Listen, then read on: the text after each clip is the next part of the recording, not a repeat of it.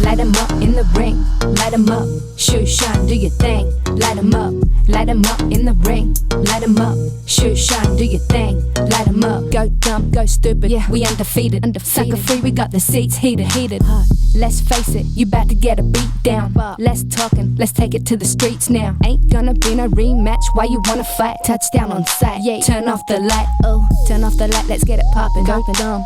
When you see me moving, bodies dropping. Move some.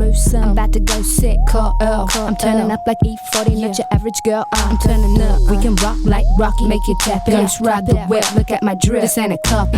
We got a night if you wanna throw hands. When they see me fight, they wanna throw bands. Go dumb, go stupid, yeah, we undefeated. Sucker free, we got the seats heated. Light 'em up in the ring, light 'em up, shoot, shine, do your thing. Light 'em up in the ring, light 'em up, shoot, shine, do your thing. Light 'em up. It's time for the main event. It's the Shoe Shot. ¿Qué onda, vatos locos? Damas y caballeros, it's your boy Dave in the 702 for a special Wednesday Shoe Shine Boxing Slugged Out Sports podcast tonight on YouTube. Joining me all the way from North Las Vegas, the big homie, Vince. ¿Qué pasa? What's up, buddy? What's up? How you doing? Man, I'm doing good. Glad to have you.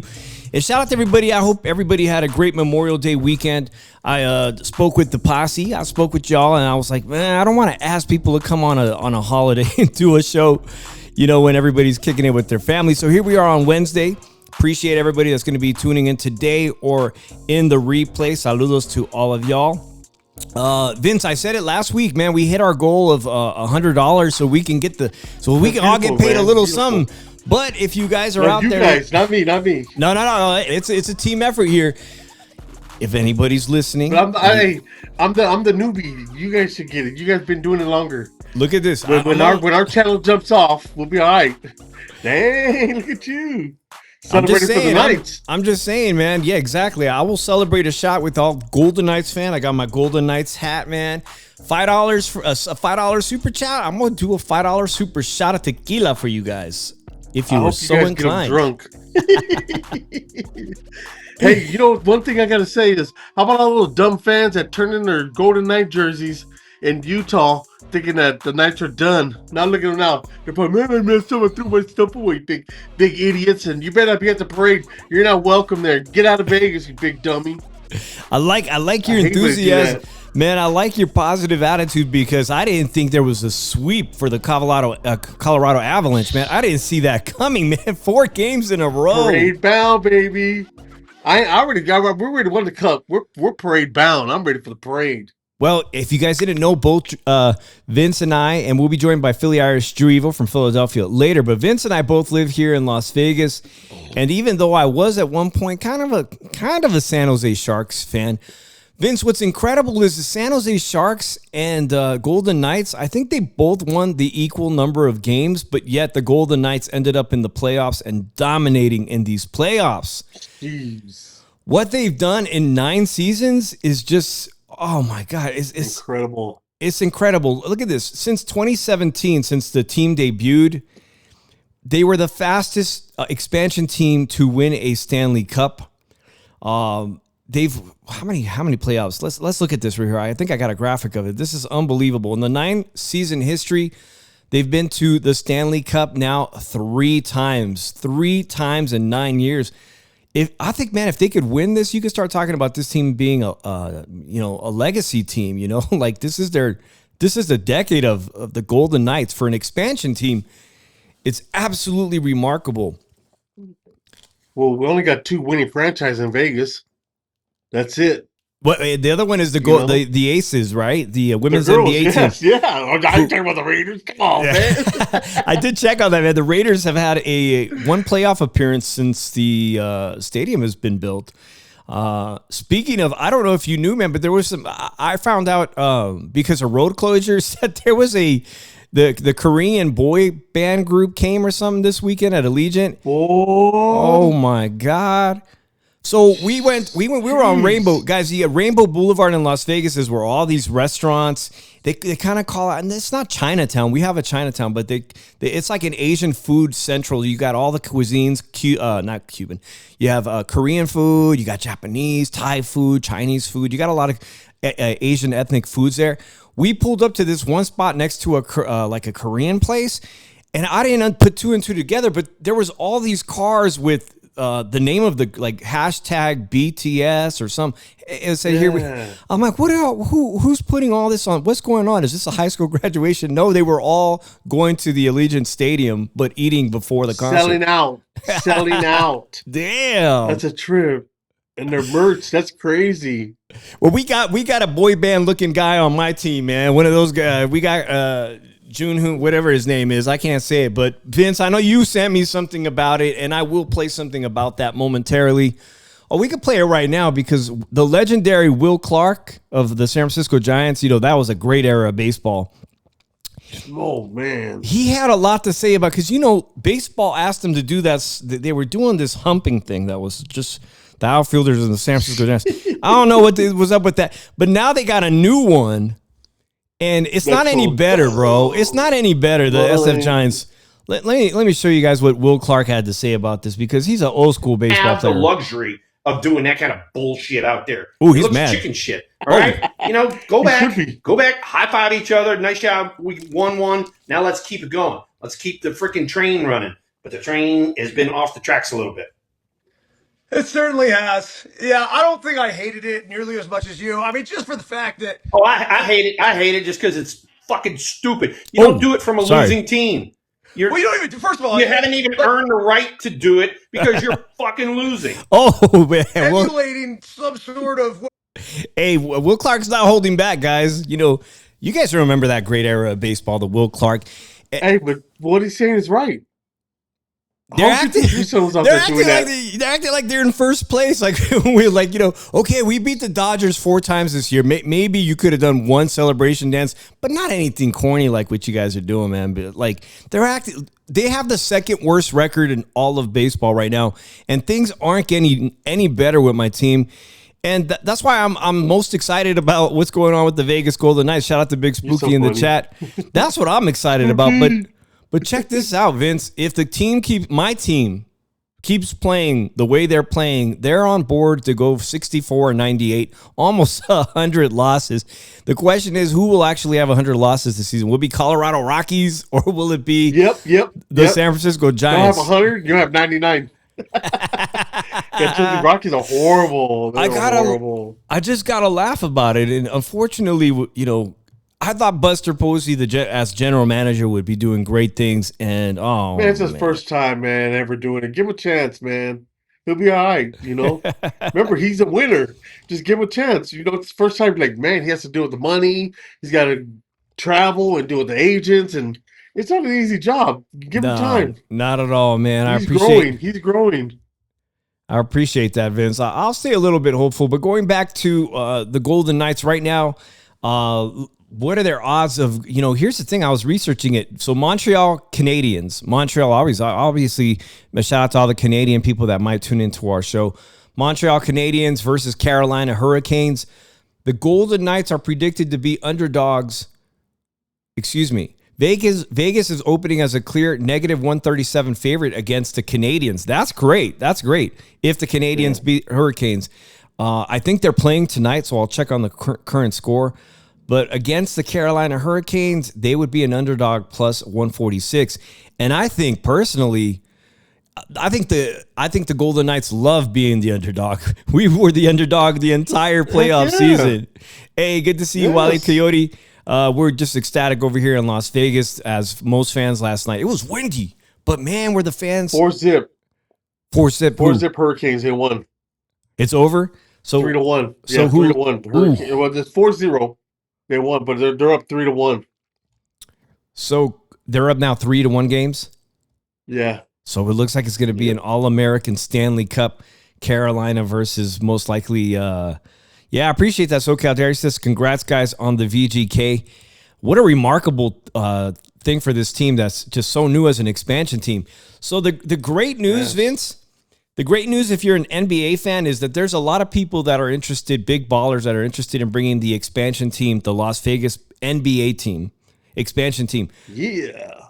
But the guy that owns the Golden Knights, he's in front. He's the front runner right now, because if the Golden Knights win, it would be the stupid. You're talking about a guy who executed the most perfect expansion team in sports history, making 3 Stanley Cup appearances in less than 10 years. He wants an NBA team. I think he's going to be the perfect owner for the NBA expansion team. No, but he's just different. These are different athletes, man. I know, but I think he knows a thing or two about winning from scratch. Well, look at him. What's his name? Doofus for the Las Vegas Ace, and look at him with the Raiders. He don't know damn nothing. You know. Well, see, here's the thing. And we talked about last week about the the Los Angeles Clippers. To me, they had that MMA event, Jake Paul, Netflix. That has to be the most amazing NBA facility that I've seen. The whole thing is like a state of the art technology. It looks incredible on TV. The T-Mobile is now almost 10 years old.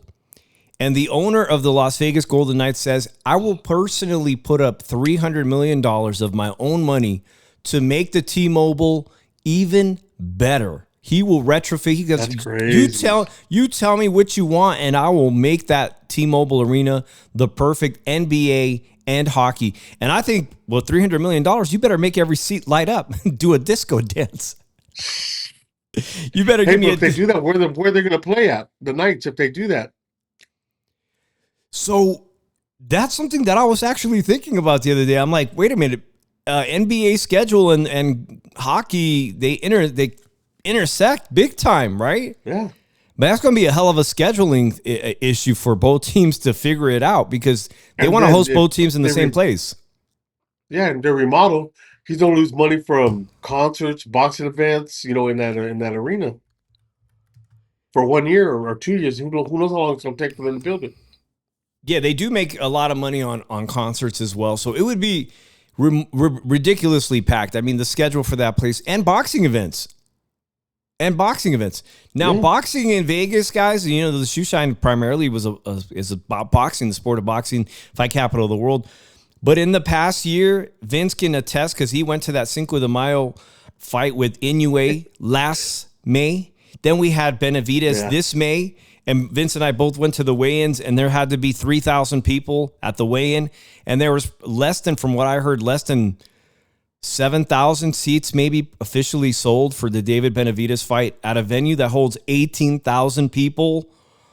Yeah, no. Boxing, if it's not for Canelo, boxing is really hard sale right now. It's hard to fill up you said it. A stadium in the U.S. Canelo's the man. Well, he still thinks he's the man. And by the way, did you see Canelo say that it's impossible now for the David Benavidez fight?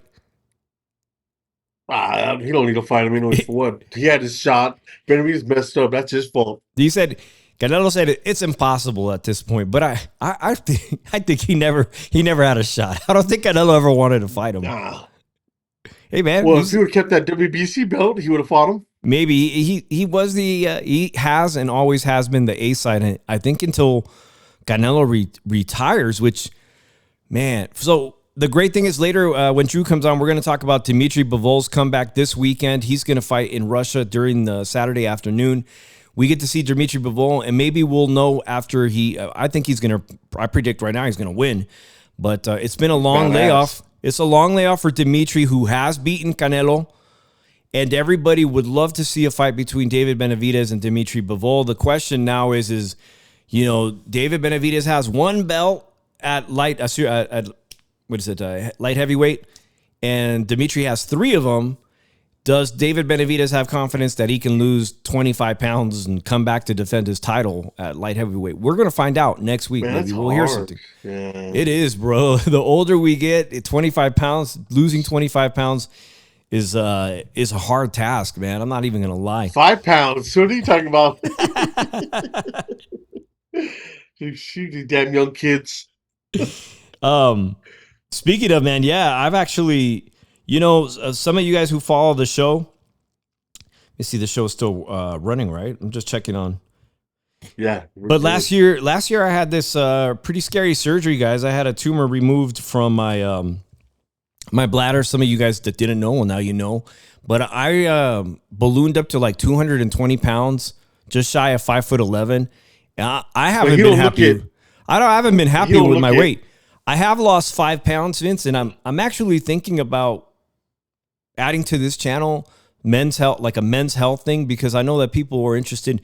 And I watch a lot of men's health channels on YouTube about how to stay fit, how to, be healthy in your 40s. If you're in your 40s, maybe even in your 50s, what men got to do, what men got to look out for, chronic illnesses and stuff like that. And just really like, I'm thinking about putting up my health journey, my health journey, trying to lose weight. I dream of being 190 pounds again. That's not even that. Well, you're close. No way, dude. 215. I'm 215 today, but I'm thinking about it, guys. What do you guys think about that, man? Is that something you guys would be interested? I'm talking about all health issues, including mental health, bro.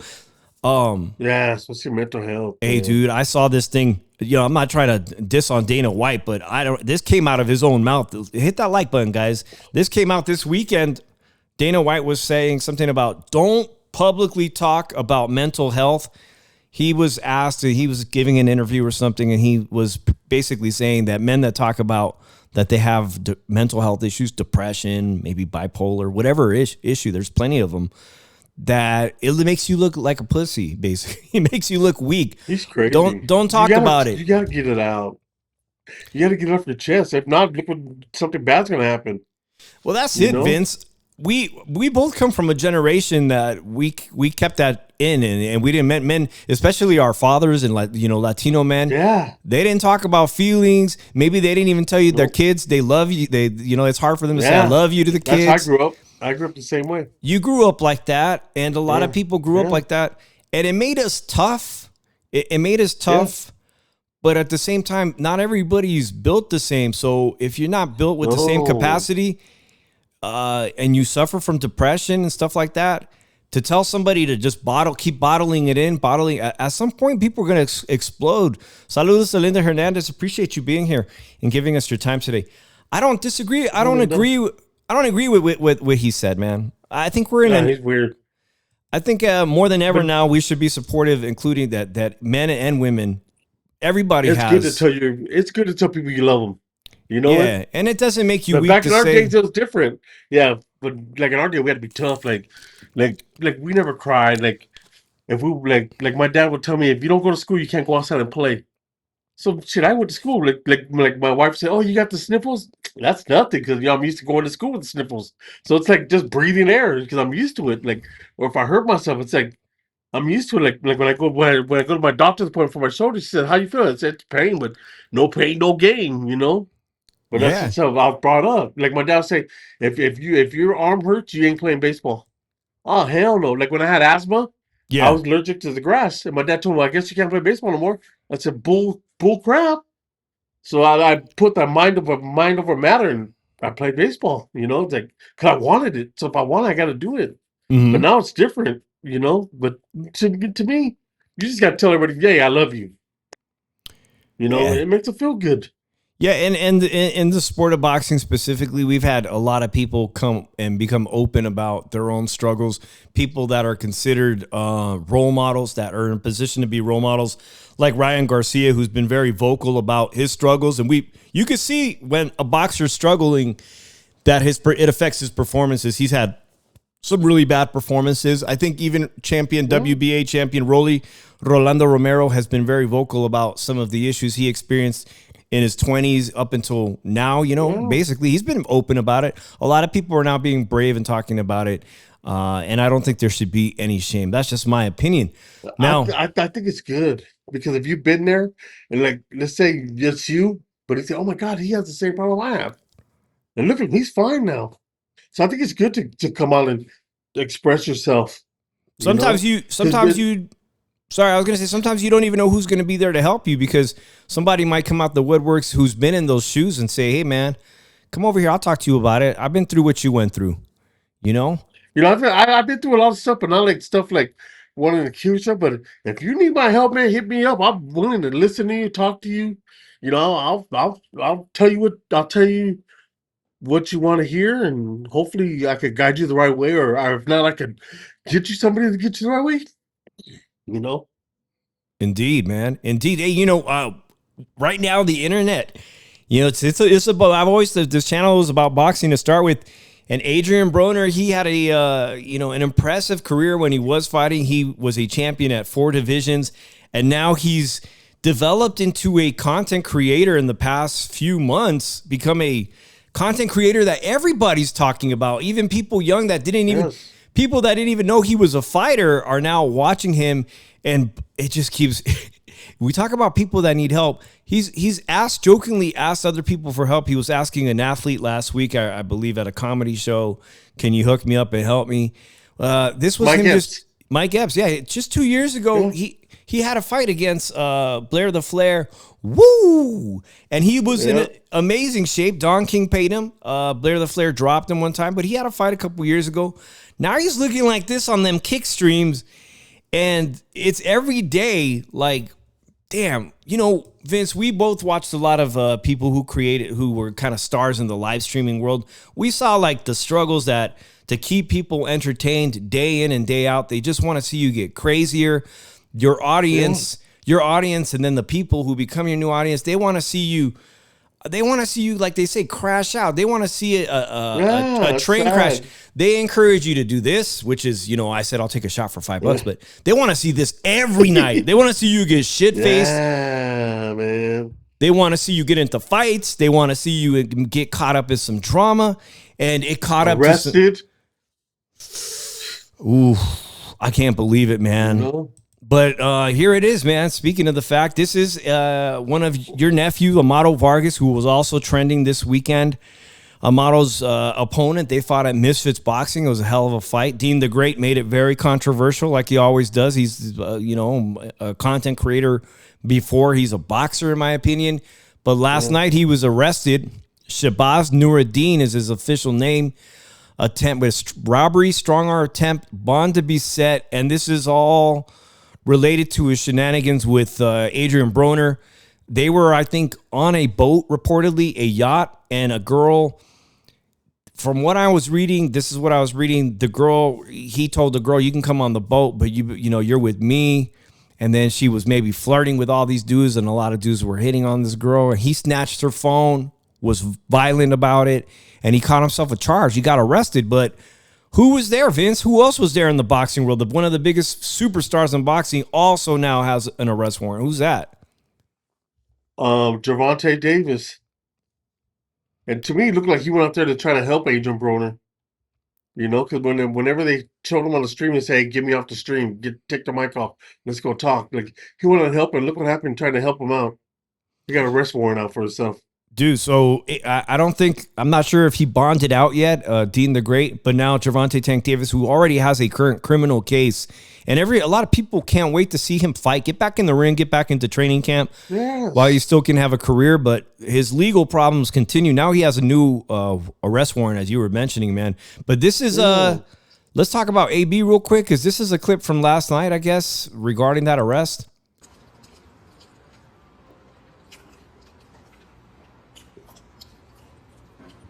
You want to talk, AB? He's fine. He's signing. He must be taking a shot. I'll be honest, I didn't check the clip to see how long it took him to talk, but yeah. What? Man, he's grubbing. Well, the clip says Adrian Broner was on IG Live looking completely drunk and emotional after Dean the Great allegedly robbed Gervonta Davis for his chain. That's not what I read. That's not what I read, but yeah, no. You know how they mess everything up. Well, that is the boringest clip. I think AB needs, as a content creator, he's drunk. He needs Dean the Great to bring out the best of him, huh? Okay, here we might actually get some information on this clip right here. Stupid, bro. He got more face for pulling up to our stream, bro. Whoa. That's fucked up because he was in his own world. He wasn't doing shit. Bro, he was really vibing. Yeah, he was listening to music, shooting around. I'm like, damn, bro, I wish you didn't pull up, bro. Yeah. You fucked up. Everybody getting arrested from that street. Oh my. Sorry, Vince. No, you're good. So I guess he punched this guy today. That's the latest, man. He punched this guy. I don't think it was caught on camera, but they're laughing about everybody got arrested from last night's stream. This ain't sustainable. You can't be a live streamer where every night you're getting effed up on alcohol, maybe even illegal drugs. I don't know what else people are doing. I'm just saying, and getting caught up in some drama, getting like, I mean, it's how soon before AAB gets caught up on a charge? Like they said, he punched the guy he was laughing with tonight. Well, he needs to like take care of his kids with all that money he's getting now. You know, he's got the child support. I hope those girls got him on the child support. Yeah, he does got a lot of kids. Yes. So this is going to bring us to, like I said, guys, we're going to talk about Alexander Usyk. I'm still going to get to the enhanced games momentarily. We're going to talk about Las Vegas's first ever enhanced games, which is very, hey, if you're a sports fan, you need to be paying attention because there's a lot of things that the enhanced games might be changing professional sports. And we'll get to the Usyk thing when Drew Evo gets here. But they call this stuff click, engagement farming or clip farming, like where you stir up some drama. Yeah, and we've seen it ourselves firsthand here in Las Vegas. But Oblivion was back, man, and your nephews were out at that event I wanted to check out. And Oblivion was also, I guess the day after, he goes to TMT, and thankfully, if you don't like Oblivion, Carmel put the belt on him and whooped his butt in sparring. But this is a little. Sometimes, This is a little. I'm confused. The restraint. That's fine. Y'all share each other, girls, so it's cool. She gotta go. Okay, that's cool. And he finna get whooped in front of it. Oh, you're not a fighter. Huh? I'm not a fighter, and you're not a fighter either. You what? That's liquor nah, balls. Chad. That's why he was. How's Oblivion calling them not fighters, man? This guy continues to look. Is he waiting to get punched in the face by one of your nephews, like hoping for a lawsuit? Yeah, I wish they'd catch him in the bathroom and just like somebody don't let nobody go in the bathroom. Don't let him go in there. But it happens with it happens with camera crews, right? It happens with full-on camera crews. He ain't dumb. He does. He brings his own camera. Get the shit kicked out of him. So it's always an opportune time for Oblivion to do some engagement farming, some clip farming, and it's like, well, okay, he could roll up to the gym the Vargas brothers gym and do the same. He ain't got the balls. But he reportedly, I guess the day after, he's trying to get Carmel. From what I was watching, here's Carmel whooping on him. He said, "You want to spar? Okay, fine. I'm gonna beat your ass. I'll show you you're not a real fighter." But he was trying to get Carmel to say stuff about Amato. I was peeping that. Yeah. He's trying to like stir up, which I think, hey, right now, I think you'll do more talking about it, and we'll get some more information about the official. Amato and Fernando Jr. signed a new contract, so there's no Carmel Moulton fight happening anytime soon. Nope, but it would be a good fight. Unless the lawyers work it out, you never know. The lawyers they can work the I's and the whatever, top the T's or whatever. They could do, I don't know. Carmel is one of the future prospects. Yeah, Carmel. You like him? He's very talented. I remember when he first started out boxing, he's trained with my son. And no, my son did not train at TNT with Floyd Mayweather like Floyd says. He did not start off with Floyd. That's BS. Yeah, he's very talented. It would be a good fight, but man, that dude Oblivion, he's everywhere, man. Always trying to stir up trouble, man. It's gonna catch up to him. So speaking of that, one day he's gonna get caught slipping. Speaking of the brand risk, I'm going to talk about it because, hey, man, it happened in our backyard. Slugged Out Sports is about all sports, including Vegas. Whether you think brand risk is a joke, they're getting the views, they're getting the interest from people that want to see boxing. The main event, the Johnny Manziel fight, oh my God, that fight was so bad. The two NBA players fighting, that was another bad fight. Ray J was something else. And I want to talk about Ray J, but I'm going to tell you what was my one of my favorite fights of the weekend, and it's just me. It's just me. And I love real boxing, dude. But I don't know why this one caught my eye. This fight was the best on Brand Risk right here. No neck J. Just finish him. Just kick. Come on. I mean, it's easy for you to say. Oh, he called it. Vince, I don't know why I get a kick out of that one, man. Just two big guys with very little fight. And the guy's name is No Neck J. Look at this guy. He really has no neck. He really got no neck. And you would think, look at his opponent. It was fun. It was fun, man. I'm not expecting to see Usyk versus Rico, but this was just as much fun. And it wasn't a controversial finish. The guy's laying up against the rope. There's no controversy there. But hey, that fight, I just showed the clip of Oblivion, who's a top kick streamer worth a lot of money. Your nephews, who are up-and-coming Las Vegas fighters, now going to be doing bare-knuckle fighting. There was filled with celebrities up there. I'm talking it was. Ray J was the co-main event. And then they had celebrities like Chris Brown attended. It was like who AB was in the building. Yeah, with Dean. Ray J got knocked out, bro. Ray J got knocked out, and Ray J's been in the hospital ever since. This is him. Didn't they say he had a car crash? I mean, I don't know. This is supposedly after the fight here in Las Vegas. He's still today. He did a live stream from the hospital room in Las Vegas. It's now Wednesday. He's been in the hospital for over 3 days. He needs to get out because that bill's going to be expensive. I don't know what kind of insurance he has, but yeah, I mean, you got a point there. He's not even on IV, so I guess he's enjoying them, baby. Like you said, man, these hospital bills can get crazy. I don't know what kind of insurance he pays for. It better be the best, but yeah, he's not hooked up to any IVs. He said that he had a concussion, which is, he probably did. He got knocked out by a homeboy. He had a concussion, but they also noticed that his heart has been very slow. So, I hope nothing bad happens from it. I hope he pulls out of it. He ain't a young guy, but Ray J he ain't left the hospital ever since that. It was like, so we always say in real boxing, you don't play boxing, man. And he don't look like he took it very serious. He's hooked up. No. Still hooked up to all that equipment, man. Well, he said another video of him and Kim's supposed to be coming out too. So maybe that money will pay for his doctor bills. Yep. So I pray for him. Drew Evil's going to join us in a little bit, guys. Yes. We're going to talk about that Usyk fight and maybe some of the fights coming up this weekend. The whole Usyk card that we did that live stream. Thanks a lot, Vince. I appreciated that. Man, I'm down like 4 flat tires on a dump truck. Whenever you're ready, let's do it. So let's talk about this really quickly. It happened this weekend in Las Vegas at the Resorts World International, guys. If you never heard about it, it happened this weekend. It's called the Enhanced Games. The Enhanced Games happened at Resorts World International. It was billed as the Steroid Olympics. The Steroid Olympics.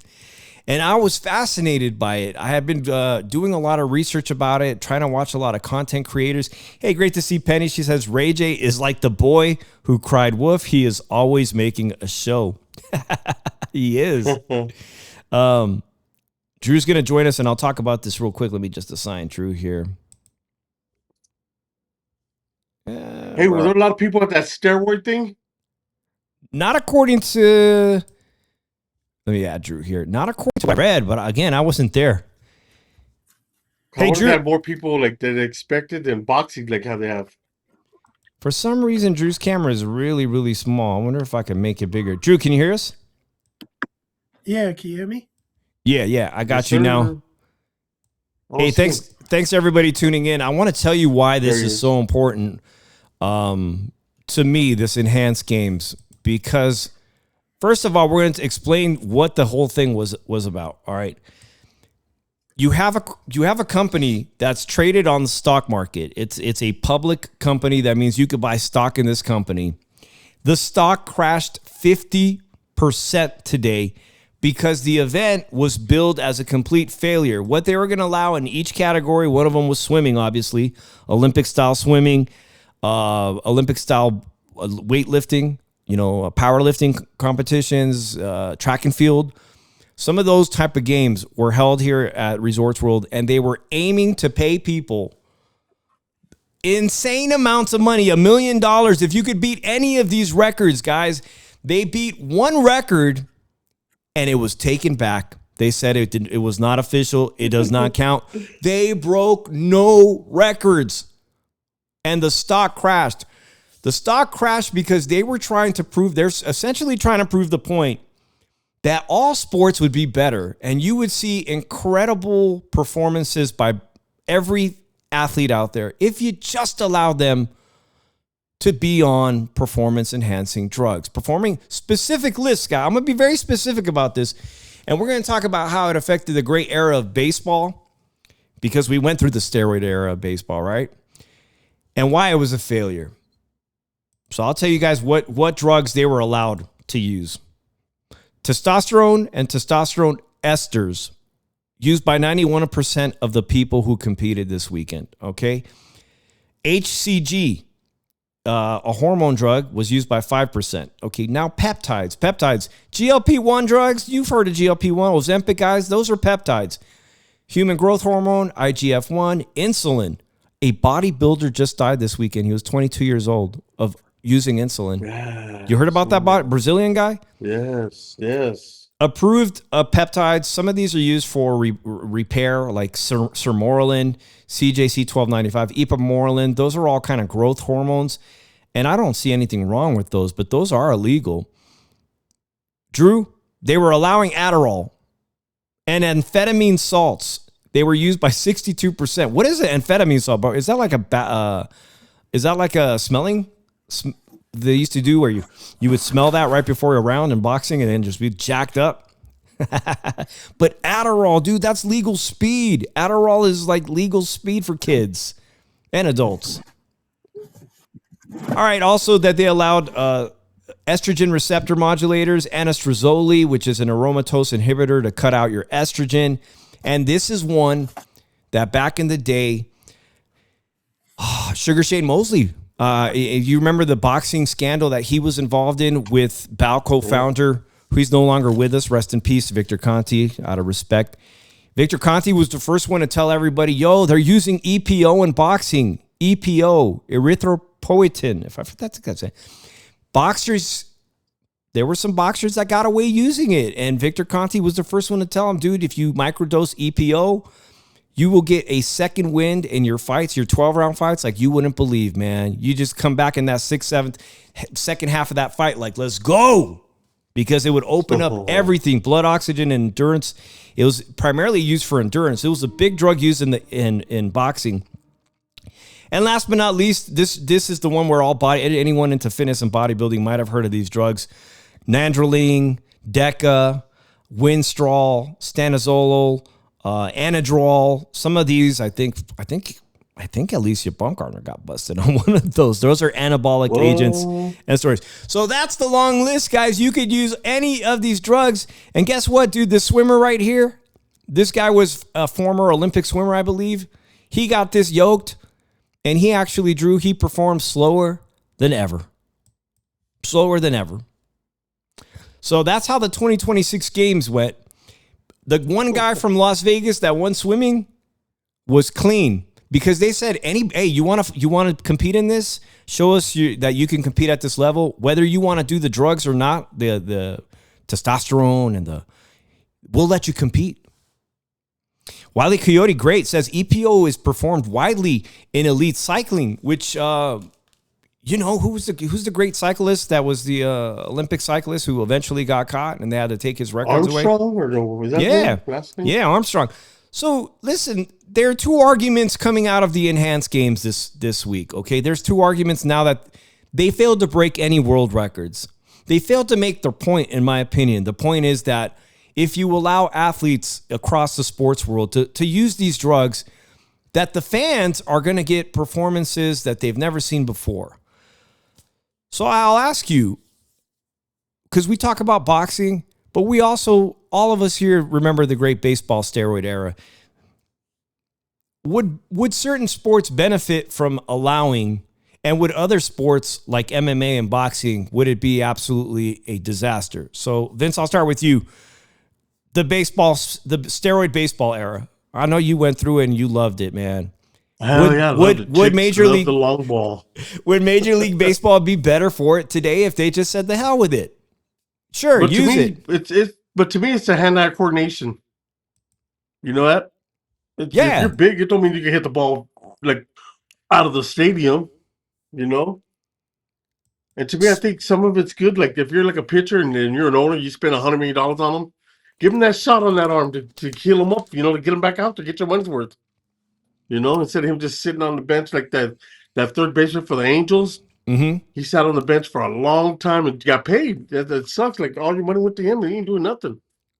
Shoot him up and get him healthy and get him out of there. Get him out. That's what I think. And like if you get big, the muscle's going to take up a lot of oxygen. So if you're boxing, you're going to get tired fast. So it won't be, certain ones will be good for it, but nah, not to be like a wrestler. Yeah, EPO was a drug that was widely used. Victor Conti let us know about that.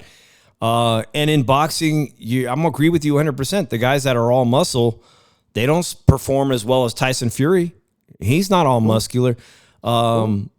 Somebody made a great point, Drew. They said, look, and Drew, I want you to riff on this because somebody said, look, you could be on steroids, you're not gonna beat Tiger Woods because that wouldn't do anything to your performance in golf, right?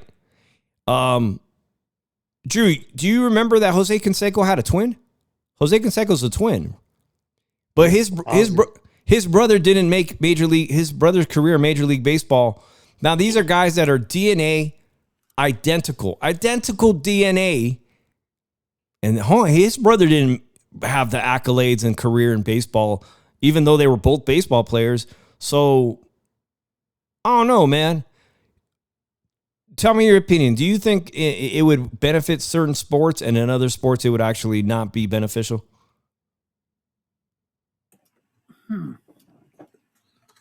Like boxing, no, because it gives more of a chance to kill somebody.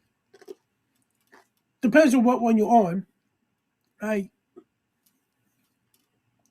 Like some of them are like weight loss pills, and that's performance enhancing drug to help you cut the weight faster and be okay cutting the weight.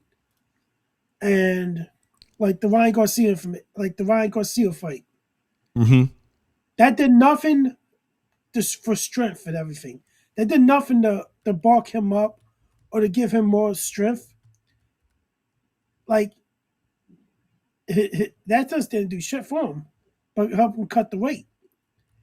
Now, when you go to baseball, you go like the Sosa, McGuire, Barry Bonds, and here's the thing: Roger Clemens. Barry Bonds was never proved. Was never found. It was never officially found out that he took steroids.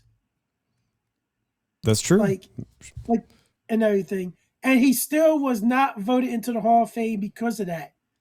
And the thing about it is, he could actually say, hey, say I took steroids and everything. Barry Bonds could have actually sued them and everything. For slander, defamation of character. And there's a thing. I don't know. Did they let A-Rod in the Hall of Fame? A-Rod's still not in the Hall of Fame. I think some of these players, they know they're probably never getting the Hall. Like Barry Bonds probably never getting the Hall of Fame. He was already had his chances. Roger Clemens had his chances. I think McGuire and Sosa both weren't getting in. And I'm probably A-Rod's not going to get in. But you look at it like this: a lot of people still talk about him. They still have the records in the books. And the only thing that it's going to hurt is these reporters that didn't vote them in, because the fans are going to say, you really didn't have officially didn't have nothing saying Barry Bonds took steroids. Like, to me, my all-time favorite baseball player was Ken Griffey Jr. Badass. And to me, I think he was the best all-around baseball player ever. Yeah, he definitely was one of the best. Yeah. Yes, he is. So, what'd you say, Vince? Badass. He's badass. Yeah. And, like, people don't realize that hitting baseballs aren't the only part of baseball. And, like being a Gold Glove, Cy Young Award winner, MVP, shit like that. But like football, yeah, you like performance enhancing drugs can really hurt the game because you can really hurt the player because they got CTE in it and everything. And it's also in professional wrestling. It was a big scandal back in the 80s with Hulk Hogan and Vince McMahon and everything. And by the way, Vince, you can see that. I'm sorry, but Vince and I had a conversation about that. He did say that, in wrestling, the fans in the 80s and 90s didn't want to see skinny wrestlers. It was a freak show. We wanted to see the dudes that look like bodybuilders. Well, if everybody knows a lot about pro wrestling, Vince McMahon back in the day, he said, hey, you don't got the look. The look to him is big, muscled, in shape and everything. That was his ideal professional wrestler that he wanted and everything. So. Not Mick Foley?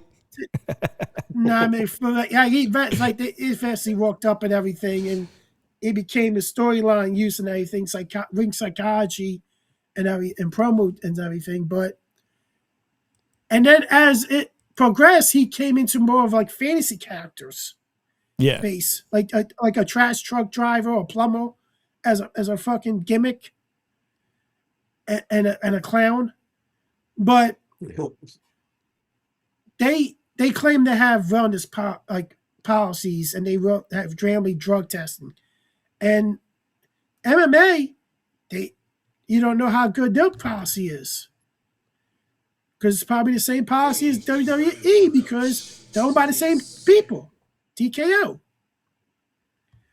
So if we look at how performance enhancing drugs can impact any sport, some that can be life-threatening, somebody being used against, which is contact sports. And some is like, hey, I'm just going to use it to get a better swing, better performance out of me in my position. But at the end of it, people got to look at it like this. A lot of people are on the shit, and they just haven't gotten caught. That's kind of that's one argument that the people that put this thing together is saying, look, Olympic athletes at the highest level have been doing it and getting away with it. And when they get by and get away with it, we never know. We only know about the times people were caught. So my issue is between now and next year that the conversation is going to be happening. I think this thing is going to continue to grow. They're not going to give up on this company because this company is a publicly traded stock company. Enhanced Games for 2027, they claim that next year, the fans, the audience, the market is asking for them to introduce MMA, boxing, gymnastics, and a home run derby next year.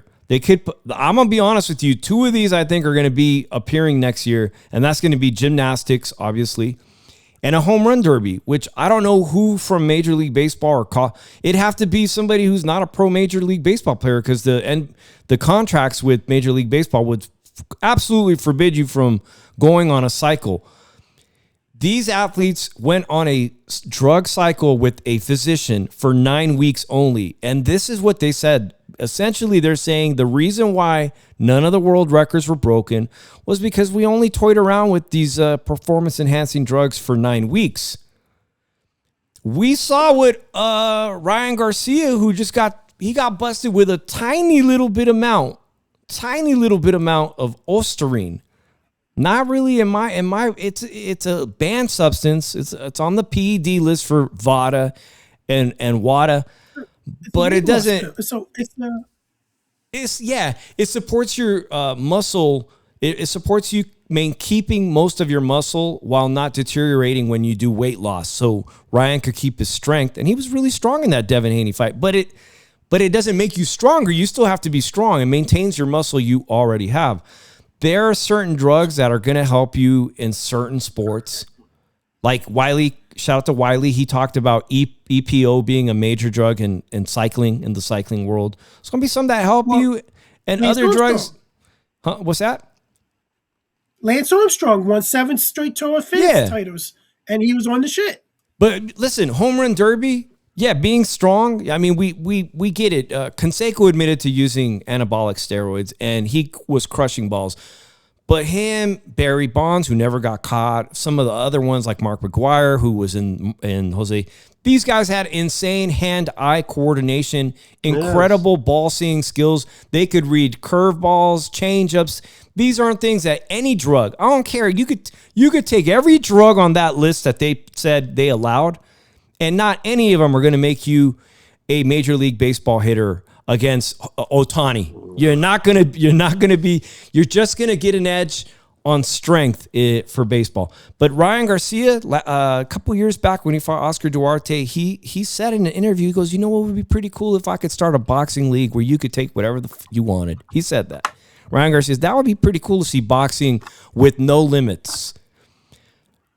I don't know, man. I don't think the state of Nevada, where they held this games I don't think they're going to allow it, man. Somebody's going to die. No.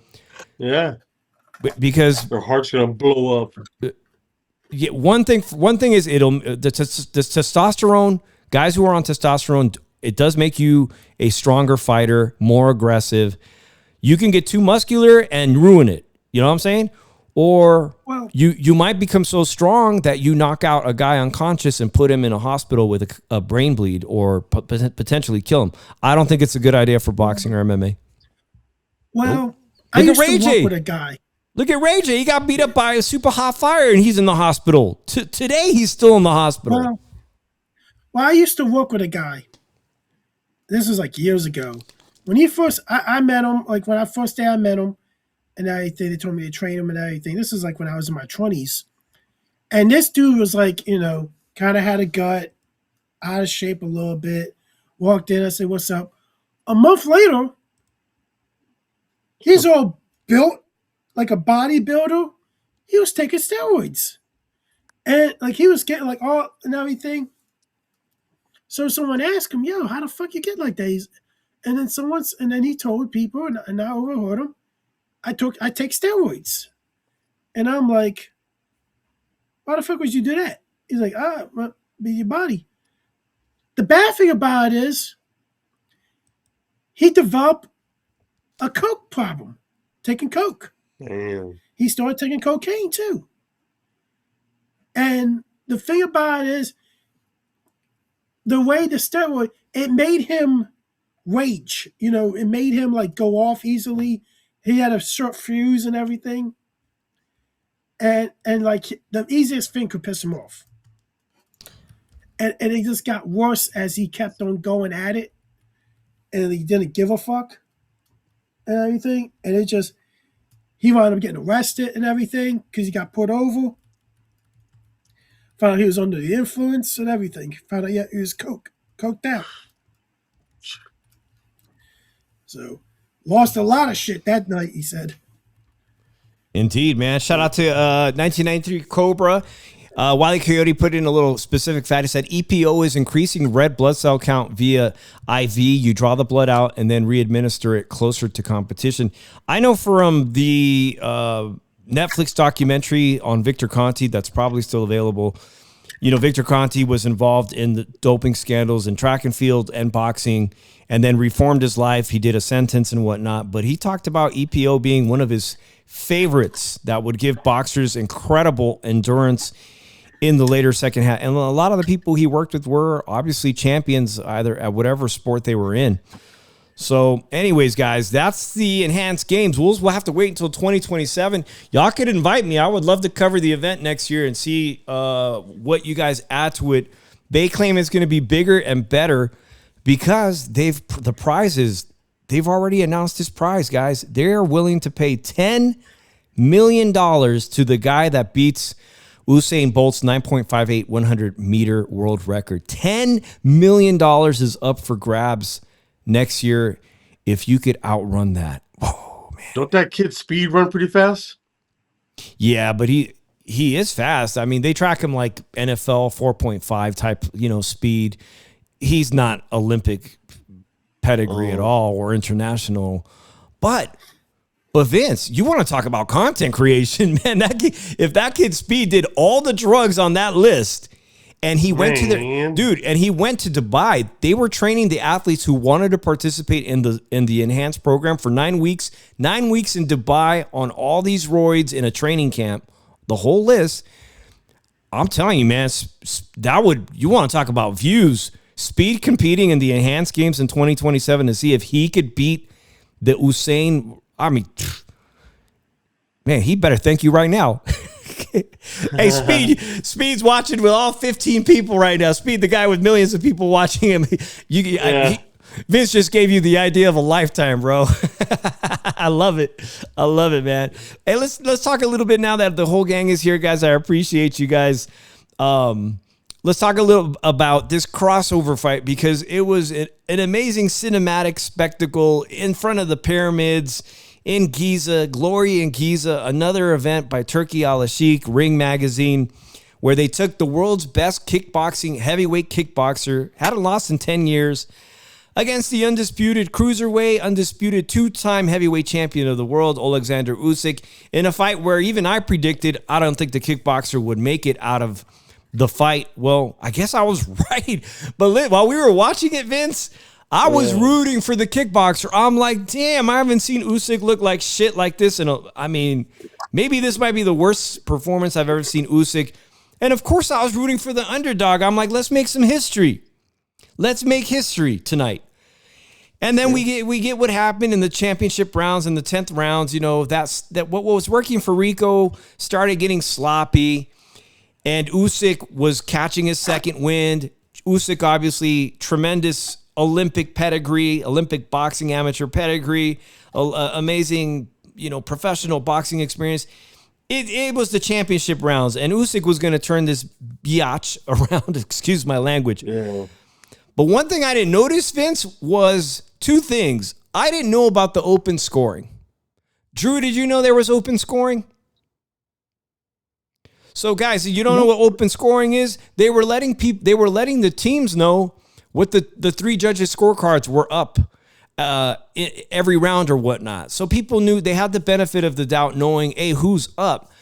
And personally, I didn't agree with some of the commentators, but I thought Rico was up. I thought Rico was winning the fight. I thought he got hurt in the 10th. I thought Usyk was the Usyk we're used to seeing was starting to come out and be explosive in the 10th, and he turned the ship around. But up until the 9th round, I think Rico was clearly winning, maybe 6 rounds to 3. That's just my take on it. Vince, you saw it with me. Did you think the kickboxer was winning in the 11th? Yeah. And I said, I was going to watch the fight because I could care less. And Drew, you watched the fight. At the time of the 11th round, before the stoppage, who did you have up? I had Usyk up. You had Usyk up. I had Usyk up in a close fight. If you look at it like this, Rico kept walking into an uppercut all fucking night. Oh, he did. Vince saw it. The thing about it is, there was punches in rounds. There was a lot of close rounds in this fight. People may not want to admit it, but there was close rounds in this fight. Yeah. And I gave most of those close rounds to Usyk because he nailed the bigger shots and clear shots.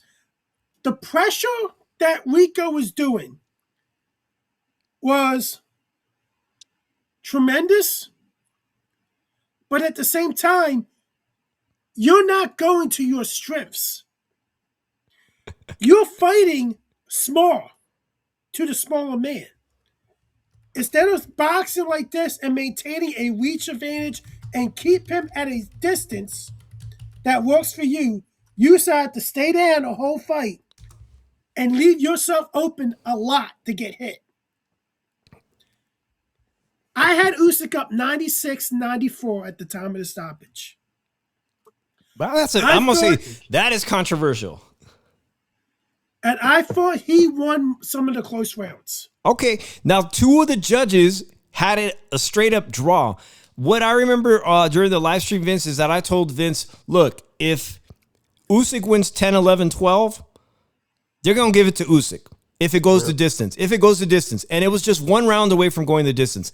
But then he dropped the guy. He hurt him really bad, and he was technically on the way to being dropped for a second time. And I'll show the clip before the bell rang. What pissed everybody off is this.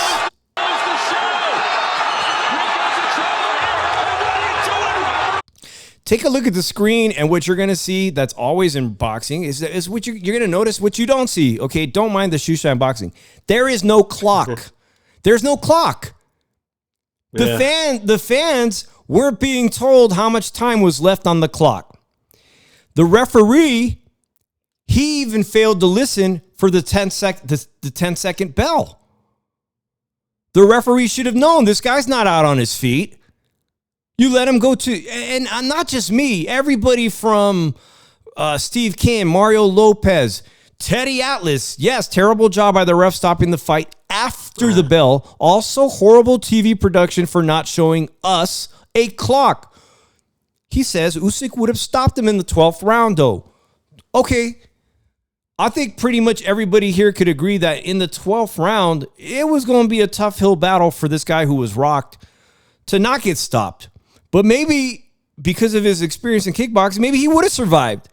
And if he would have survived, you would have had to embarrass yourself and come out with the scorecards that were crooked. Because to me, it was not a draw going into the 11th round. It just wasn't. That's my opinion. Drew thinks Usyk was up. I think had Usyk won the 12th round, that would have been enough to probably give him a decision. They were already cooking the scorecards. It was open. But here's Teddy Atlas breaking it down. There's the uppercut. Now, we did our own clock. 30 seconds has gone by. Not 8. 30 seconds he's had to recover. All right, but the referee steps in. Now, definitely, a little after the bell. I really believe that the referee already made up his mind simultaneously as the bell was about to ring. The referee was already ready to stop it.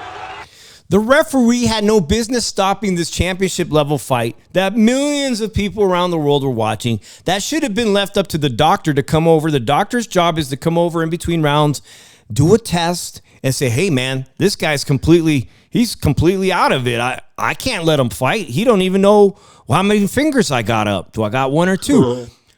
That wasn't the referee's job. His discretion was the fact is that to me, it was after the bell. The referee intentionally was ignoring the 10-second, they clap the sticks or whatever, the 10-second bell to let you know the bell's about to ring. The referee, like Teddy Atlas said, in my opinion, he already made up his mind that he was going to stop this fight in favor of Usyk to give Usyk the win. But honestly, hey, maybe he would have knocked the dude out. Maybe he would have fit. The guy was in trouble. Yeah. But why not? Why not let us fans, all fans, casual fans, hardcore boxing fans, people who just randomly saw it on net and said, oh my God, I got to watch this. Why not let us all see the final conclusion, because the guy earned it. He earned a right to be in the 12th round. I'll go with you, Drew, because I think you disagree with me. No, I thought he should have at least been given the benefit of the doubt to go in the 12th round. I thought he's going to get stopped. I thought it was over anyway in the 12th round. He was going to get stopped. His body language, that he was about done. After that knockdown, after when Usyk knocked him down the first time and everything, he got up. He didn't look like he was fully there yet. Like he tried to, how that's especially with his face and everything. He's trying to get himself back into it and everything. Get himself back up and everything. And then when Usyk start railing on him some more, referee, he's going in there to stop the fight and everything. Was it a bad stoppage? Yes and no. Yes, because the bell rung, but here's the rule. What is the main rule of boxing? The fighter cannot be saved by the bell, including the 12th and final round. That is the one rule that's going to play in. When they appeal this fight, which Rico is appealing, the one rule they're going to bring up, the bell cannot save the fighter, including the 12th and final round. But even when we watched it live, true. But when we watched it live, Vince said, I heard the bell. I had my volume down. He heard the bell, and so the fight was stopped after the bell. They're going to dispute it. Rico's got a case. He's going to dispute it. I think the right thing to do by the British Board of Control handles all these fights for Turkey. The right thing to do is to overturn this as a no contest because they stopped the fight after the bell. This should have had a natural conclusion. A no contest. But you know what? They're not going to rule a no contest. You wonder why? Because of what Wiley said in the chat. I might as well have been an exhibition. It was cooked. Because the thing about it is, Rico and people, Rico was getting knocked out in the 12th round. He was out of it. And maybe he survived. Even Rico even knew he was out of it because he's like this. At least let me go out in my own shield. Here's the thing. When a fighter says, let me go out in my own shield, he knew he was about to be done. Let me go out in my own shield. But at the end of the day, that he has the right to appeal, but they're going to bring up the bell cannot save you at the end of the round, including the 12th and final round. And if the ref could say, I was going in to stop because I felt he took too much punishment after getting knocked down. I think that's the main reason why that ref tried to step in early, because he took that knockdown. It was a bad knockdown at first, but he got up and they didn't think he was recovering from it. And Usyk stepped in, and Usyk went in it more. That's the only reason why I could think that referee stepped in. I didn't like it, but that's the only reason why I could see him stepping in on that. Do I think he should have been given the right to go to the 12th round? Yes. Do I think he would have probably eventually been stopped? Yes. He looked done, but he should have been let to go in the 12th round. All right. Hey man, I appreciate that. And then the issue is, and this is my issue with fans. After this fight, they're saying Usyk ain't shit. Usyk's washed up. Now here's the thing. Talk shit. They didn't give Tyson Fury that benefit of the doubt with Ngannou. And let's be honest. Rico's a hell of a lot better fighter than Ngannou ever was. Oh yeah. I was thinking you must have read my mind, Drew, because I'm going to ask you this and then I'll ask Vince. Should the next matchup for 39-year-old Usyk be a rematch with Rico or against his mandatory Agit Kabayel, who's been looking pretty impressive, who was brought into the ring? Rematch or moving on for Usyk? Drew, did you hear that? I thought you asking Vince first. Oh no, I was asking you. Move on. Vince, you say move on. Yeah. For Rico, he might be his last fight. He might retire after this. For Rico, do you think he should get an actual boxing opponent and come back to boxing, or do you think he should fight Ngannou? That's a good crossover fight. Look, you're talking about the guy who did drop Tyson Fury. I don't know. I got you there. Would you like to see that? Hold on, Drew. Vince, would you want to see Rico versus Ngannou? Yeah, that'd be awesome. All Hit right. up Jake Paul. Jake Paul Hey, yeah, Make it happen. he's not under a contract. Jake Paul should pick up the phone and thank Vince for another brilliant idea. Hey, is that dude Rico available for my MVP fight? What about you, Drew? Who would you like to see? Not Rico, but actually Rico too, but Usyk fight next. Number one, Turkey Al-Sheikh needs to shut the fuck up. Whoa, it's not who you. It's not who you want. It's not who you want. It's what the fans want at the end of the day. You don't have a say. And the thing about it is, Usyk said to you, I'm ready for whoever, but at the end of the day, it's not who the fuck you want, it's what the fans want. And here's the thing. Maybe Usyk's mind wasn't in this fight all the way because of his daughter. Give him the benefit of the doubt. He had that shit on his mind, the mental point and everything. Maybe he's worried about his daughter because he's in a bomb shelter and everything. Maybe that got to him a little bit. And he didn't really take the fight as serious as he should have. But in some fights, when a guy has a bad day in the office, which it happens to the best of us, that next fight, he comes back and shows people why he's the best at what he does. I think he needs to go fight Cabliel. Put that guy's name on your resume.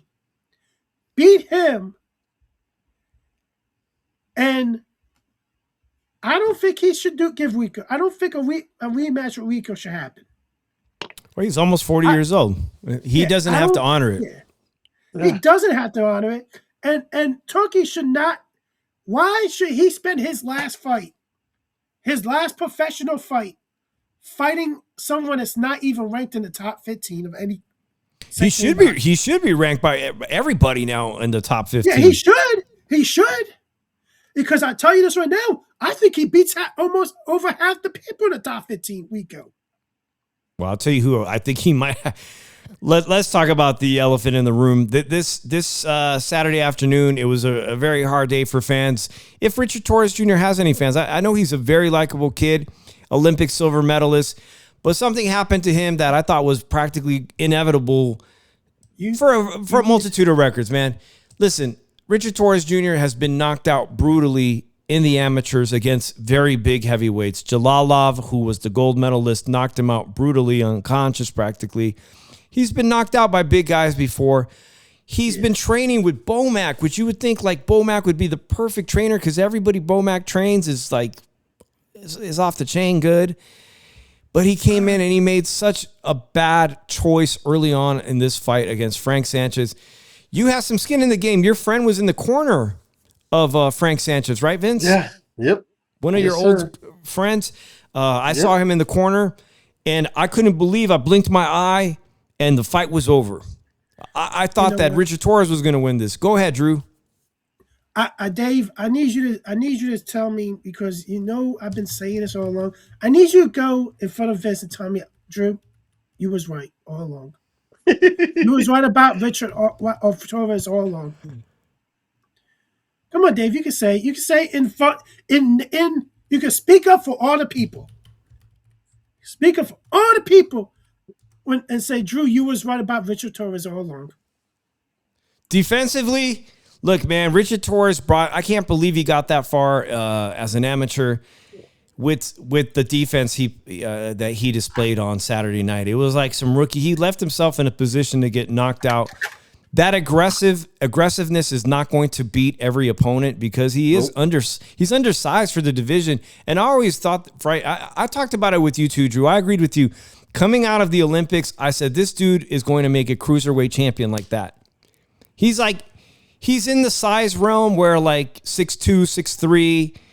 If he could get down to 200 pounds, man, he is no question in my mouth. He would give Jairo Pataya, David Benavidez an incredible fight. In fact, after the David Benavidez fight, people were asking, hey, man, would David Benavidez ever move up and fight somebody like Richard Torres? But he came into the professional boxing world top rank, said, okay, no, you're a heavyweight. You're going to stay at this weight. And now, the American heavyweight landscape looks awful. Like Jared Anderson isn't world class. He's not going to beat Usyk or Tyson Fury. And now Richard Torres, the same thing. So what's next for Richard Torres, Drew? Well, here's the thing. I put a parlay up Saturday, and I pick on that parlay Sanchez to win by KO in round 2. Damn. I bet it the round 2. I bet it round 2 that he was going to knock out Richard Torres because that aggressive style, defensive liabilities, leaves himself open, and somebody with the hand speed of Frank Sanchez is going to nail him with a fast knockout punch. And what happened? Went in there, right in the chin, knocks him out cold. Now, what's next for Richard Torres? Zuffa. You got a lot of soul searching to do, son. Zuffa heavyweight champ. No, he needs to think about another career because he ain't. This is it. You got knocked out by Frank Sanchez out cold with one punch. Who do you think you're beating? No. Come on, it's over. This kid was not going to be this. This kid was going to make it the gatekeeper status, Dave. This kid was going to stay on prospect level because he has a questionable chin and a reckless style that no one can kick him out of. So what's next for Richard Torres? Think about a better career. Damn, that's really harsh. I don't think is this the clip? I'm being dead ass. I'm keeping that being. I don't think he doesn't beat anybody. Here's the knockout again. By the way, for Eddie Reynoso and Team Canelo was in there supporting in the front row. Just unbelievable, man. He set himself up, though. That was a bad technical mistake. If anything, you would think Richard Torres would have been with Team Canelo a long time ago, but no, the Cuban. And a loyal, good friend, Canelo, he was there. You know, Sanchez has been a former sparring partner. Did you guys notice how ridiculously fit Sanchez was in comparison to his former fights? Yeah, because anytime people get ridiculously fit like that after not looking that fit, you're going to get, and being in the Canelo Alvarez camp, you're going to get people on social media scratching their heads and wondering, hey, man, you know, a lot of guys have popped dirty in Canelo's camp. And so far, I haven't heard anything. So it's a clean, straight up victory, impressive knockout performance.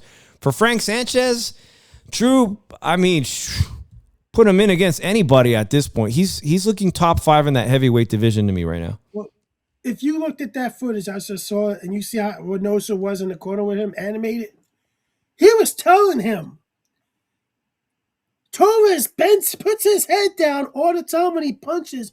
That's going to open that uppercut up. And he said, uppercut him when he goes in there to try to punch you. And that's going to be your bread and butter. You're going to knock him out with it. Now, Frank Sanchez, he can cause problems for anybody in the heavyweight division with his style and his hand speed. He can. But if someone can get to him and punish him, that's his only Achilles heel. Pressure. And you look at it, I really think that if we put up names and everything who he can probably beat, I think he can probably beat AJ. I think he can beat Andy Ruiz. I don't know how to fucking mention his name, but fuck it. He could cause Fitz the Fury a little bit. He could probably beat some of these top 10 and 15 ranked heavyweights. Like, he could probably beat Zhang now. Caballero, I don't think he beats Caballero. I'll tell you this right now. I had a feeling Caballero might be the second or third best heavyweight in the world. Right now. Shout out to Paul. He says, hey, Rampage Jackson suggested to Ray J to pull out of the match and maybe train more. Yeah, it would have probably been best suited for him since he looked absolutely awful and unfit to be in the ring. I was laughing because this came across my social media feed. You know, Ryan Garcia, you know, he's quite the character, also a kick streamer. But he was working out a girl on the pads that I don't know who she is. Ryan obviously knows who she is. Her name is Ali. And Mexican influencer boxing already had a show on Netflix that did incredibly well. Mexican influencer boxing did a show on Netflix like just a few weeks ago. Here's who they plan on adding to the next one. And here's Ryan Garcia. This is the Super Torta division. I've never seen. I mean, we talk about torta. This is the Super Torta division. She will be fighting, well, the girl in the other picture. And there's Ryan. Hey, she took Ryan's best. I wonder if she could take that shot from Ryan without that pad. Let's look at that again. Ooh. Oy. What the fuck? That's the super.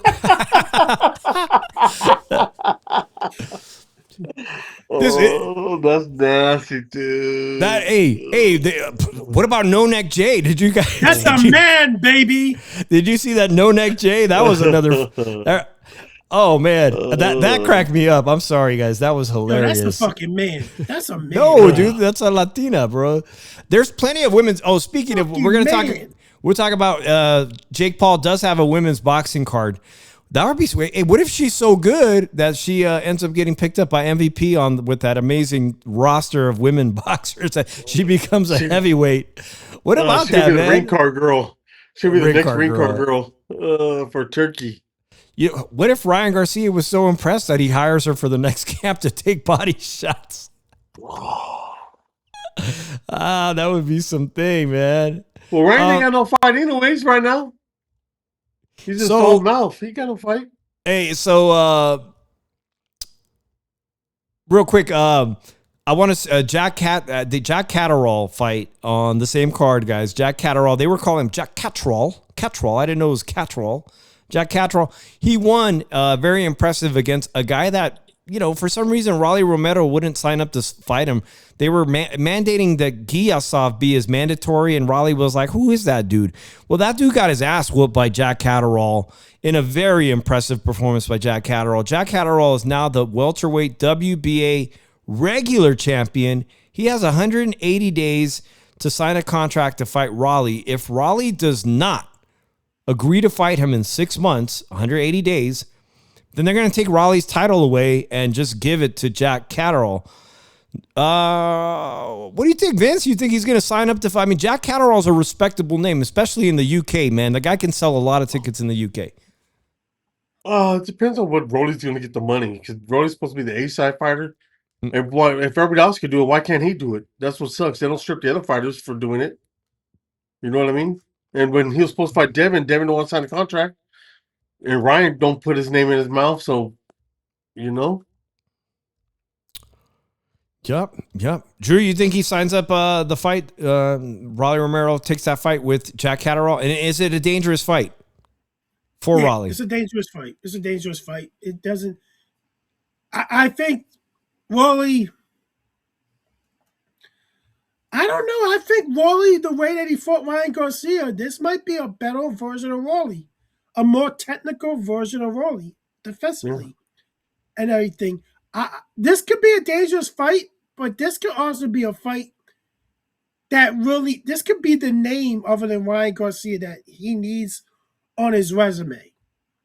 That, hey, I beat a pro boxer, and I defensively was outboxing him. And what's going to happen? It opens him up to bigger fights. Does he possibly the Devin Haney fight? Which I tell you the truth. If Rolly fights like he did against Ryan Garcia and then he does that against Jack Catterall, we might have to talk about Rolly being a somewhat of a threat here.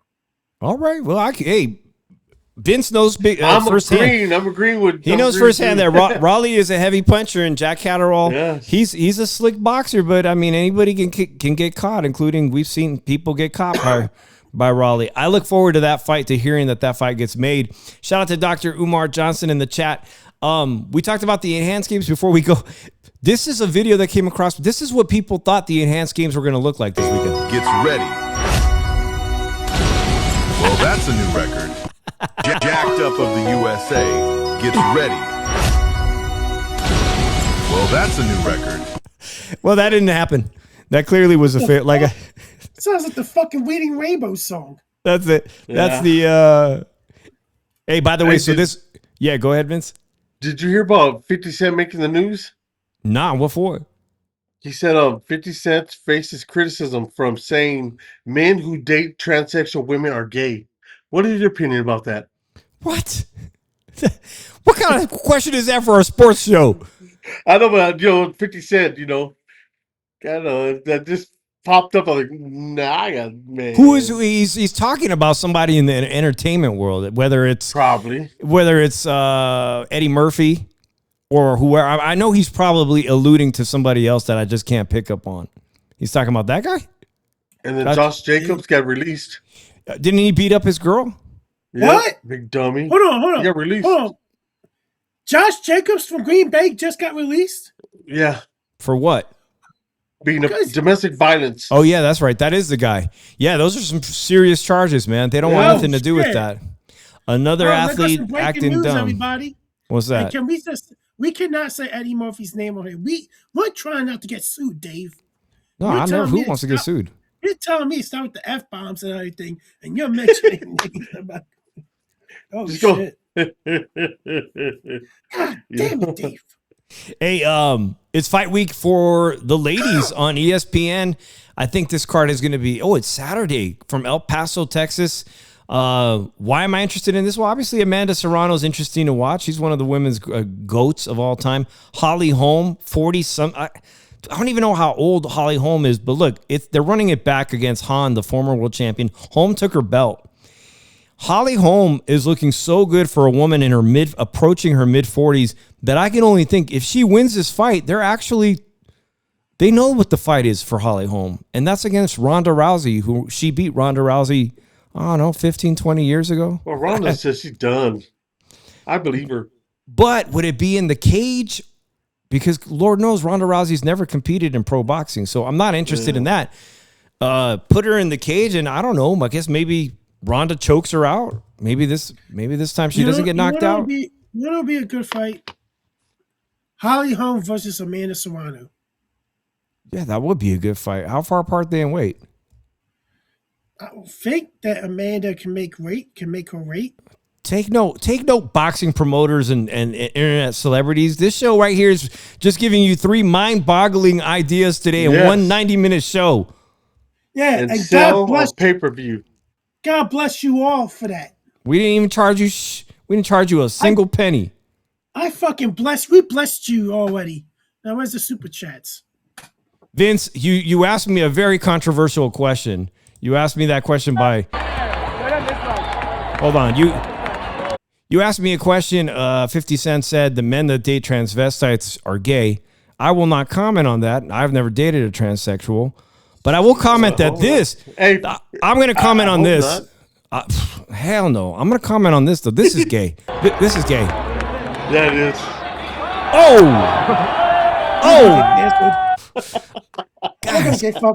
We're gonna get fucking canceled. Canceled from what? You can't say that something. I guess you can't. That's one of the banned words you can't. Remember? I read it. People are soft as fucking nowadays, Dave. Come on now. Well, I'm supposed to apologize for being Gen X, man. We used to use that word every day. Guys, I'm sorry there's too many emotional people in this world today. But we do have to we very sorry. But tell you the truth, very sorry. I mean, Will Clark, I just played it at the beginning of the show. Will Clark, one of the greatest San Francisco Giants players ever. Tell the truth. He's talking how we supposed to talk. You ain't supposed to be doing that stuff on the field. But I ain't gonna say the bad words, but he's right. How he said it, perfect. And he's a Giant, and they're Giants, so he's embarrassed. Yeah, he's embarrassed. Should be embarrassed. All right, this weekend, Bivol makes his return in Russia. He hasn't fought in over a year. He had some surgeries. He's still a unified light heavyweight champion. He holds 3 of the titles. If he wins, when he wins, of course he's going to win. I don't even need to look at the odds, guys. He's going to win even coming off of a long layoff against Eifert, whatever his name is. Eifert. Dude, he's going to win. You fart. I got a fart. We all fart. Question I just farted. You guys done with the childish humor? No, I'm just kidding. Listen, man, is Bivol going to fight David Benavidez next? I hope so. Is that who we want to see him fight? Let's ask Turkey. Turkey knows everything. Yo, do it like this, man. David gotta go down to 175 and man the fuck up and shut the fuck up about thinking he's the A side. Like, tell you the truth, let's look at it like this, man. Stop calling out Canelo, bro. It's not doesn't suit you, man. Like you fucking a cruiserweight now, and then you keep cloud chasing, and it makes you even look worse. Like, and here's another thing, man. The dude from the boxing voice, I gotta say this, man. He must go to those Diddy parties, but they're really Benny parties. Ooh. And like, you know, like you guys know who I'm talking about, right? Like you're gonna have to tell me off. This guy fucking says Benavidez is the best boxer in the world. I was like, man, I can't believe how really, you must have been in those Benny parties, man. You must have woke up and your ass must have hurt the next day, like that producing the Diddy video and everything. You say, oh man, I asked Benny what happened, and then I'm like, I felt like my ass is hurting, and my back was hurting too. Come on, man. He farted. It's like there's no Diddy. Hey, let me give some quick props to everybody that came out to the fight in San Jose. I wasn't there. My buddy Lukey Boxing, who I'll be doing a podcast with tomorrow, that'll be up on his channel at Lukey Boxing on YouTube. He went to the main event. He was there for the whole event. Golden Boy Boxing put on a show in San Jose, California. Amari Jones from Oakland, California, knocked out Gualtieri. I predicted this wrong. I thought he would win. Lukey told me that he would knock out Gualtieri, who briefly was the middleweight champion, that he would knock him out even faster than Janibek, who everybody knows Janibek as the middleweight champion from Top Rank. He did it. And I'm going to just say it right now. I am convinced now. Amari Jones, who trains with Virgil Hunter. Virgil Hunter was not only Amir Khan, but the great Andre Ward. Dude, this kid is going to be the real deal in the middleweight division. He is a future star. He just doesn't have the eyes on him. Only less than 5,000 people showed up for this boxing event in San Jose. And you cannot walk away. You cannot take the sport of boxing away from a major city. It hasn't been boxing in the Bay Area for years. Like Andre Ward was the last person I remember doing well with ticket sales, you know, because he was from Oakland Coliseum. We had the Raiders then. We had the Golden State Warriors in the same Coliseum. And it hasn't been in the Bay Area in years, like LA. So they got to build up the team. They got to build up the team again. Speaking of Bay Area sports teams, dude, last week, you know, they opened up the Omnia Day Club at Caesars, the big swimming pool party at Caesars. And then I was telling you guys that Mandalay Bay, they opened up their remodeled swimming pool complex called Tailgate. Snoop Dogg hosted that. George Kittle and all his Niner buddies, George Kittle, his wife, I think his wife has her own YouTube podcast. George Kittle was partying with Snoop Dogg. I mean, he had a serious season-ending injury last year. He has been recovering, but my man, George Kittle, he's also been partying. That's George Kittle right there. He went from Las Vegas to the Bottle Rock Festival, music festival in Napa Valley, one of like the coolest rock music festivals you can go to. And here's George Kittle getting drunk with fans, bro. Check that out. Just guzzling beers. This dude is a party animal. I'm telling you. Hey, bro. George Kittle knows how to party, man. He can invite us to his mansion in Tennessee. Now, you know that he lives next to him and the 49ers quarterback? Like, he told the quarterback from the 49ers, Purdy, he goes, you got to see my house in Tennessee. Purdy went out there, saw his mansion that he built with his own football field, his own gym. And Purdy said, I'm going to buy the piece of land next to you. That's how nice it is. Nice. Fly us out there, Kittle. I'll have a beer too. All right. That's really all I got for this weekend, man. Anything else you guys wanted to touch on real quick? So, Vince, you looked at the Cowboys schedule, right? Oh, we could talk about football on the next one. We could talk about what's going on with the Cowboys schedule. No, I think we should start predicting teams' records. All of us, all the teams, do it by division. Every week every team, and we top to the season, and we just should close to September. We should do that. Like September. Key injuries. September when football season starts. He's ready to talk about it right now over the summer. I know. I actually have a record prediction for the Cowboys already. Oh, boy, is it at least over 500? I actually got you guys going 8-9 or 9-8. I'll take the 9-8. See, he's picking the most. He's agreeing with me on that. But because I love when we're 500, man. I'm cool. I'm not gonna be like the fans. We're going to the Super Bowl. We're gonna win the Super Bowl. No, we ain't there yet. Hey, I'll take 500 for the San Francisco Giants, man. I'll take 500 ball. If you take 500, I'm good. Well, Dave's not gonna Dave's probably not gonna like me. Like when I went on a TikTok show the other day. Oh yeah, and I predicted the Rams record, and I had them sweeping the Niners. Ooh. But then I can also I'm surprised. But I can also give the Niners a win at home. Yeah. And have them beat Tampa Bay because I do have them beating Tampa Bay. Right now, I'm taking. I'm gonna start taking donations if you want to send me to the 49ers versus the Vikings in Mexico City. Because you better go to Mexico. That's dangerous out there. Man, Mexico City. My boy Speech goes to all the games to see the Vikings across the international. I can't let him go and I not go.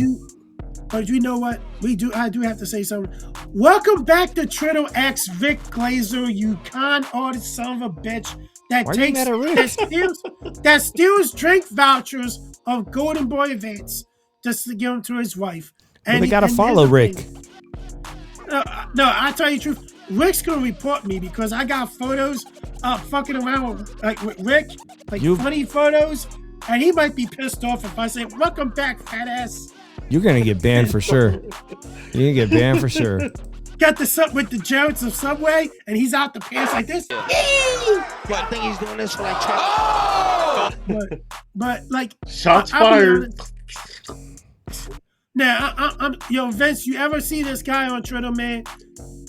He's a piece of shit con artist. I believe you. I believe you 100%, Drew. Everybody pray for Ray J, and Drew just knocked out Rick Glazer. He thinks he's not. You're definitely gonna get blocked again now that he's back on Twitter, man. Hey, you kissed my fucking ass.